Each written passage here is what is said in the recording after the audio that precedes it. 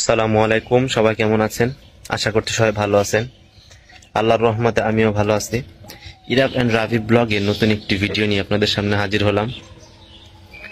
আজকে সকালবেলা ফজরের নামাজ পড়েই একটু হাঁটাহাঁটি করতে বের হলাম। হাঁটাহাঁটি করতে আমরা হিজুলি বাজারে যাব, হিজুলি কাচারি মাঠ বাজারে। সকাল সকাল সেখানে টাটকা সবজি পাওয়া যায়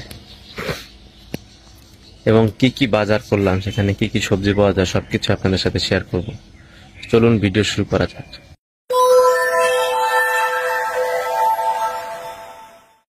যেতে যেতে আপনাদের একটু হিজুলি বাজারের যে লোকেশনটা সেটা শেয়ার করি।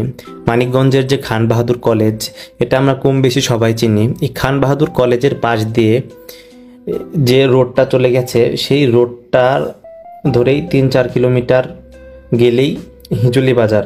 হিজুলি বাজারকে এক একজন এক এক নামে চিনে। কেউ